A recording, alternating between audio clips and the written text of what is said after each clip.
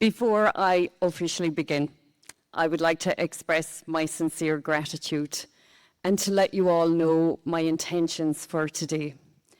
And my intention is to steal all of your hearts. Not some of them, but all of them. And in return, I want to gift you something that is so powerful. If you are so open to receiving it, it will immediately and instantly positively impact your life. So to connect us all together, I invite you now to breathe with me for 3 breaths so we can be in the moment and be present. Breathing in and exhale and relax. Second breath, breathing in and exhale. Drop your shoulders, relax. Bring yourself to the present moment. Last breath, breathing in and exhale and relax. So let's do this together. The obsession with one. There is a number we are all addicted to. It is not a large number. It is not a complicated one, just one. Be number one. Become the one. Find the one. Earn our first million. We are so focused on achieving one, it becomes an addiction problem. Stacking identity on top of identity, ambition on top of ambition, title on top of title. We are striving for one in the hope that it will become enough. It never does, and I want to tell you why.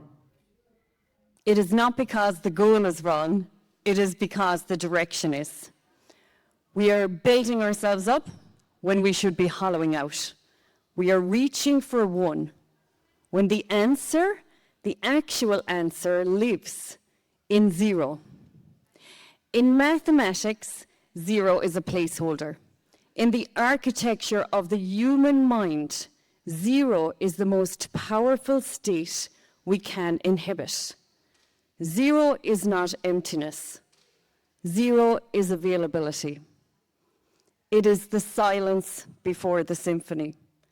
It is the blank canvas before the painting. It is the breath before the word. Zero is not nothingness. Zero is everything waiting. The gift of desperation. I did not learn this from a book or while on seminar or on retreat. I learned it when my life fell apart at the seams. Caught in the grips of addiction and the suffocating weight of unprocessed trauma. The story of who I thought I was, what I was worth, where I was going, it completely fell apart. It shattered. I hit what I now call the gift of desperation. It might sound like a contradiction, but stay with me. At rock bottom, the one dissolves. There is no success, no reputation, no performance. There is nothing but a pulse. And in that moment, when all the background noise faded away, I heard something. It wasn't a voice exactly, more like a knowing. And it said, take one step, no more, no less. That step wasn't willpower, that step was surrender. And it changed absolutely everything. Here is what I've come to understand about rock bottom. It is the only foundation that cannot be shaken because there is nowhere else to fall. When you're at your rock bottom moment, the illusion of everything you thought you were is gone. You are free to discover what you actually are. Rock bottom is not a destination. It is a doorway. The 40% lie our brain tells us. I put this theory to the test in the most unforgiving classrooms. Freezing cold water and altitude. It was pain, suffering, and endurance with no audience and no applause. When you're on a vertical rock face and your lungs are on fire and your fingers, hands, and feet are completely numb, the mind tells you something. It says it very clearly, and it tells you with conviction. It says, I am destroyed. It says, I am broken. It says, I cannot go any further. It feels completely true. However, it is completely wrong. This is what I've come to understand about rock bottom and this 40%. The first wall is the ego, brilliantly, enthusiastically designed to keep us small, safe, and predictable. It is doing its job. However, its job was not my destiny. And the other 60%, that is what I call superconsciousness. It is the field that opens when the ego's story runs out. Scientific research based on case studies of Navy SEALs, elite athletes, and trauma survivors all points to the same counterintuitive theory. There are 3 gateways. You can learn all 3 today. Gateway 1, breathe. You simply cannot think your way out of fight or flight. You have to breathe your way out of fight or flight. When our nervous system is firing on all cylinders, we're not thinking clearly.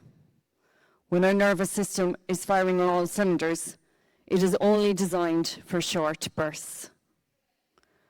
Long, slow exhalations activate the vagus nerve.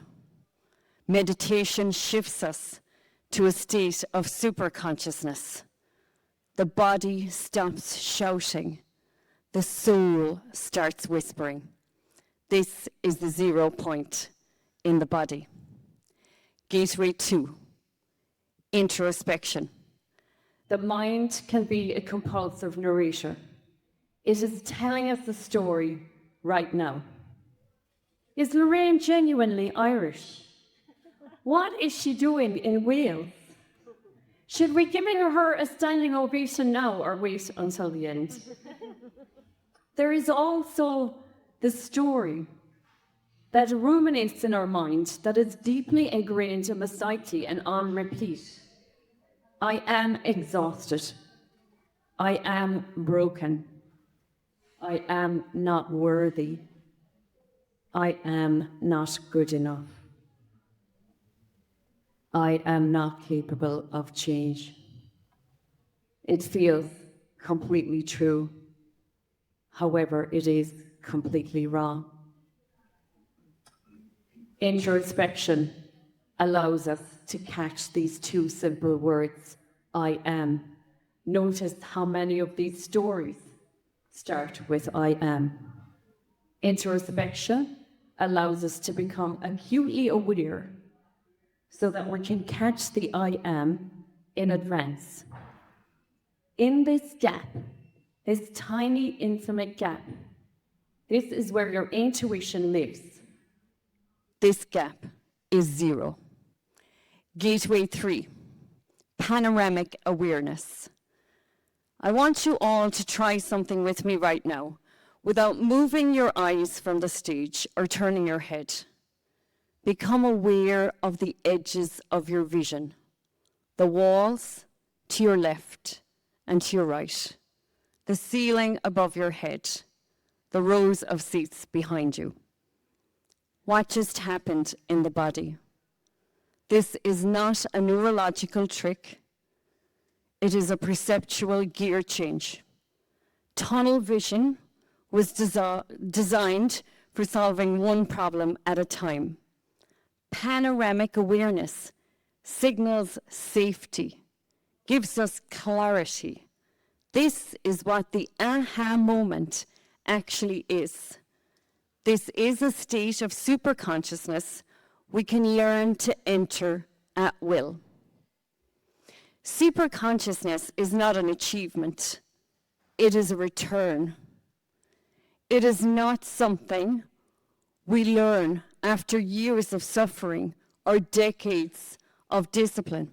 It is something we uncover when we remove every story, every performance, every narrative that was never meant for us in the first place. What we uncover is the most alive version of ourselves that ever existed.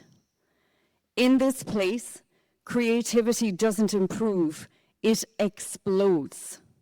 You stop reacting to your life, you start authoring it. The answer is simple. You can keep adding to the pile. One more success, one more title, one more achievement, in the search for a feeling of wholeness that the pile was never going to give you in the first place. Or you can dare to go to zero. Step into the void. Leave the ego at the door. I promise you, at the other side of that nothingness, you will discover absolutely everything. Thank you.